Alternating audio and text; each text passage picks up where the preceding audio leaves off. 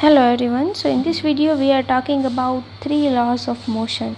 So these three laws are very basic and very important in classical physics because the classical physics depends on these three laws of motion, which was given by Sir Isaac Newton, and so it's also known as Newton's laws of motion. So before looking into the laws, we first need to understand the force. So there is two type of force. First one is contact force. So let's understand this. Suppose we have an object at rest and we want to give it a motion, then we have to apply some force on it.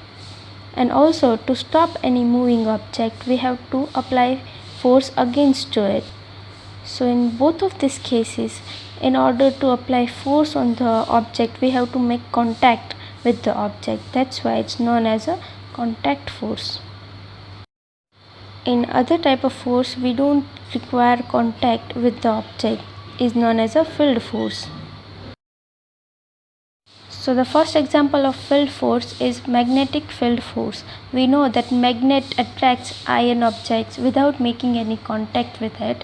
It produces field around it, and that field impels force on the object. So first one is magnetic field force.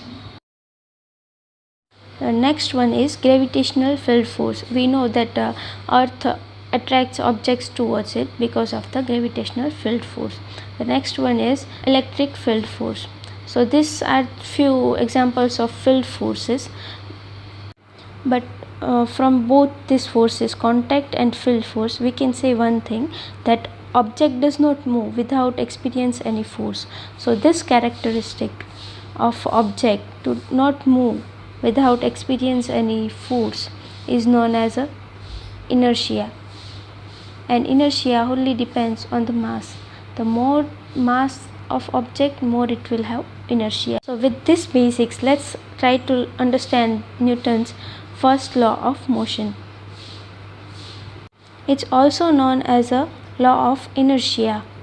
This law gives us the definition of force. It does not concern with the magnitude of force.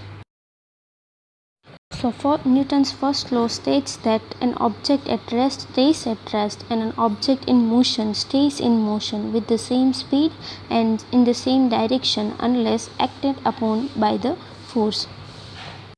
So let's understand this. It says that an object at rest stays at rest. So it is obvious that if you don't apply force on any object, then it will not move. But the second one is little suspicious. It says that an object in motion stays in motion with the same speed and same direction. So basically it is saying that a moving object will not stop if you don't apply force on it. So it looks wrong in first sight, because if you see any moving object, then it will stop after some time even if you don't apply any force. So why? Because of the friction force. So the Galileo also didn't include friction force in his theory. He also concerned with the visible forces. So this was the first law of Newton. Now let's take a look on the Newton's second law of motion. It gives us the magnitude or the value of force. Second law of motion states that time rate of change of momentum of any body is equal to the force, and it is in the direction of the impulse. So the time rate of change of momentum. So momentum is a quantity which concerns with the mass of an object and the velocity of an object. So it can be given as a p is equal to m into v or mv. So the law states that the change of momentum of the body is equal to force. That means force is equal to time change rate of momentum. So let's put the value of momentum in it. So it will be d by dt into mv. If m is a constant here, then we can write m and dv by dt. Now we know that time derivation of velocity is known as acceleration. So we can give the equation of force by ma, but force is a vector quantity, so it can be represented in its vector forms. Now let's take a look on Newton's third law of motion. So this law explains how force produces.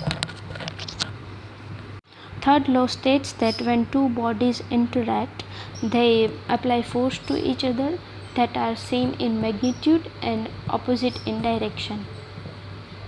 Suppose force on object A by object B is given by FB, and force on object B by object A can be given by FBA. Then both these forces will equal in magnitude and opposite in direction. That means FAB is equal to minus FBA. This law was very famous with the statement that every action has its reaction.